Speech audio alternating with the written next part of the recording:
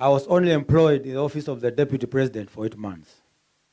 I joined the team. We worked so many, you can see even some of my colleagues here.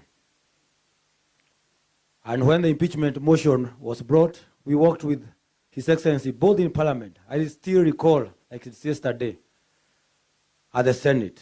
Most of our colleagues shed tears when we saw him leave and not come back to the Senate. Some of the senators there laughed at us because we were left there stuck with the lawyers and the advocates and staff of the office of the Deputy President. The form of disrespect when we entered the Senate could be seen that it was already a predetermined course. We were taken to an office, I think, of the clerk. That's where we were operating from, led by Senior Counsel Muite. After all had happened,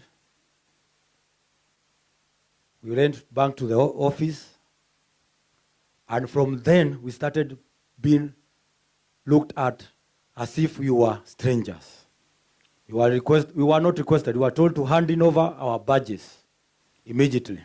Tukaambiwa sisi, tukaanza kuambiwa wewe nyinyi na wakabila tunamfukuza huko. We wondered, how is the impeachment motion of Rigathi affecting every staff, like even gardeners? That is how we treated. Some of us pleaded and said we have children at home, we have wives to take care of, bills to pay. Some of us had taken loans, and I'm sure most of them are watching. We talk, some even call, we cry over the phone over what befell most of our colleagues. The Deputy President was approached. He was told, we have children from the mountain. Where you come from? Would you kindly protect them? These people are just working. They were very professional in whatever they did.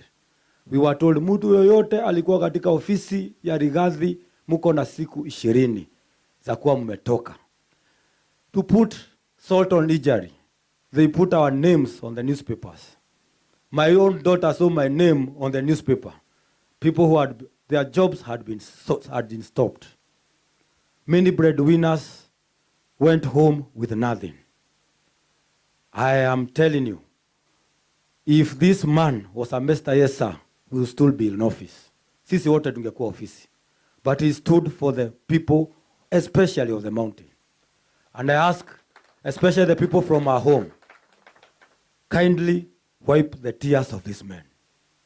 And wipe the tears of all those staff that worked under him. If there's nothing else that you can guarantee or can give us, please wipe his